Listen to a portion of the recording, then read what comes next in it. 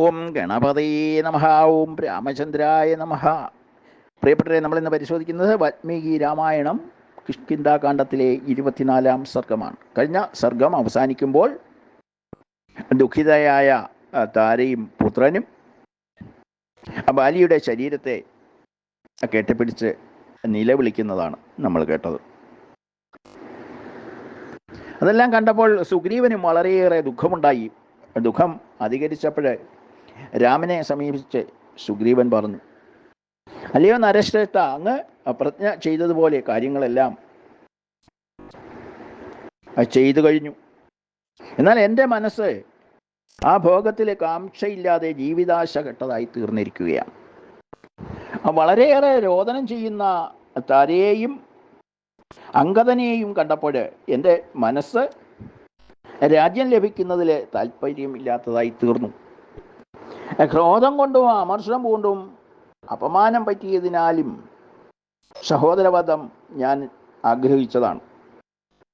എന്നാൽ ഇപ്പോൾ തീക്ഷ്ണമായ ദുഃഖത്തിൽ ഏർപ്പെട്ടിരിക്കുന്നു. എനിക്ക് ദുഃഖം സഹിക്കാൻ കഴിയാത്ത അവസ്ഥയാണ്. ഋഷ്യമുഖാചലത്തിൽ കഴിയുന്നതായിരുന്നു ശ്രേയസ് എന്ന് ഞാൻ മനസ്സ് ആഗ്രഹിക്കുകയാണിപ്പോൾ.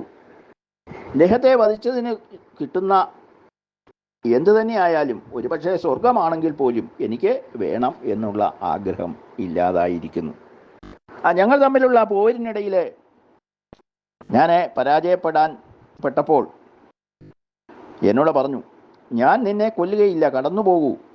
അത് അദ്ദേഹത്തിന് ചേർന്ന പ്രവൃത്തിയും വാക്കും ആയിരുന്നു. രാജ്യം ലഭിക്കുന്നതിൻ്റെയും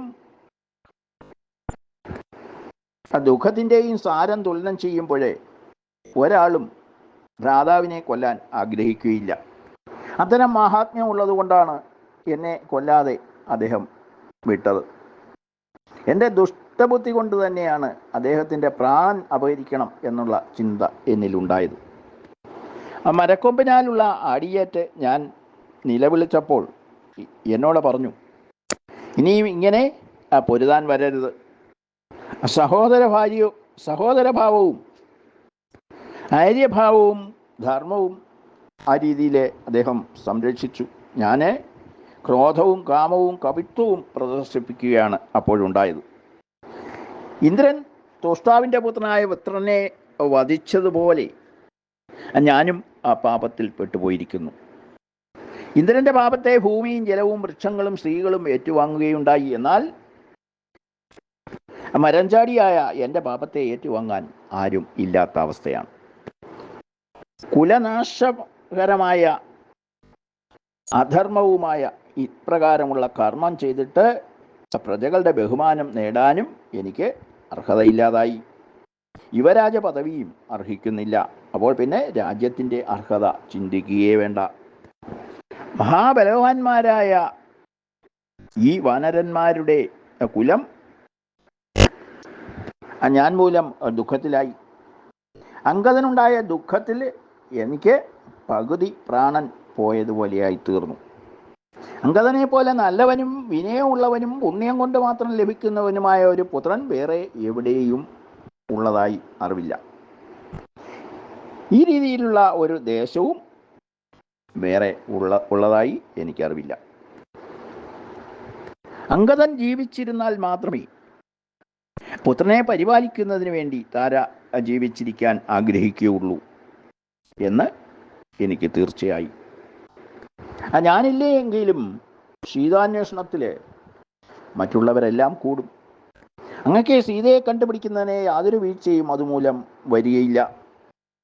അതുകൊണ്ട് കുലഘാതിയും മഹാപാപിയും ജീവിക്കാൻ അർഹതയില്ലാത്തതുമായ എനിക്ക് വിട നൽകിയാലും ഞാൻ ആ തീയിൽ ചാടി മരിക്കാൻ തീരുമാനിച്ചിരിക്കുന്നു.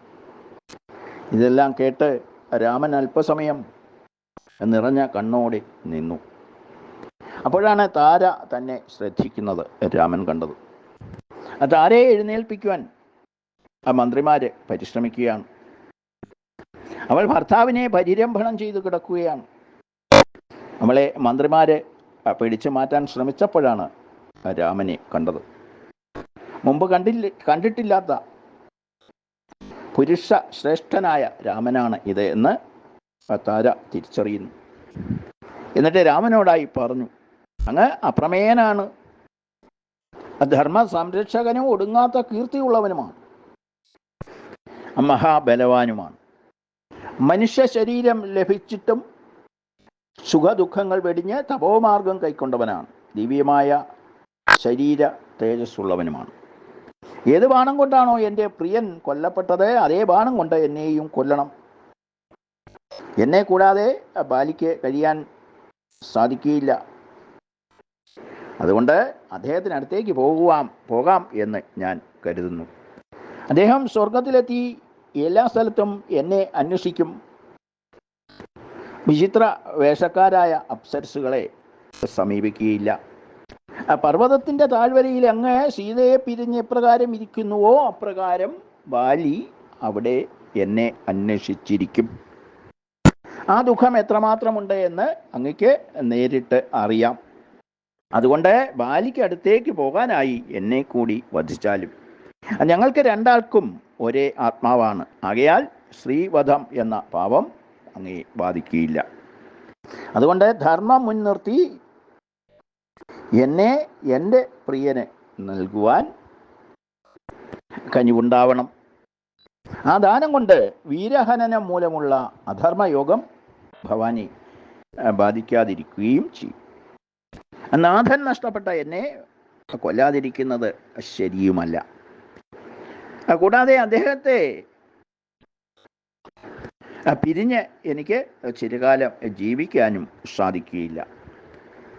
അപ്പോൾ രാമൻ പറഞ്ഞു, വീരഭഗ്നിയായവളെ അരുതാത്തത് ചിന്തിക്കാതിരുത്. എല്ലാ സുഖദുഃഖയോഗവും വിധിഹിതമനുസരിച്ചാണ് ലോകത്ത് നടക്കുന്നത്. 3 ലോകങ്ങളും വിധാതാവിൻ്റെ നിശ്ചയത്തെ അതിക്രമിക്കാതെ വഴങ്ങി പ്രവർത്തിക്കുകയാണ് ചെയ്യുന്നത്. ലോകത്തിന് അങ്ങനെ മാത്രമേ വർത്തിക്കുവാൻ സാധിക്കുകയുള്ളൂ. ഭവതിയുടെ പുത്രൻ യുവരാജ പദവി ഏൽക്കുമ്പോൾ ഭവതിക്ക് സന്തുഷ്ടി ലഭിക്കും. ധാതാവ് നിശ്ചയിച്ച വിധിയെക്കുറിച്ച് ശൂരപത്നിമാർ വിലപിക്കുക പതിവില്ല. രാമൻ്റെ സംഭാഷണം താരയ്ക്ക് അല്പം ആശ്വാസം പകർന്നു എന്ന് പറഞ്ഞുകൊണ്ടാണ് ഈ സർഗം അവസാനിക്കുന്നത്. ബാക്കി വിവരങ്ങളെ നമുക്ക് അടുത്ത സർഗത്തിൽ മനസ്സിലാക്കാം. ഓം രാമചന്ദ്രായ നമഃ. ഓം സീതാപതയേ നമഃ.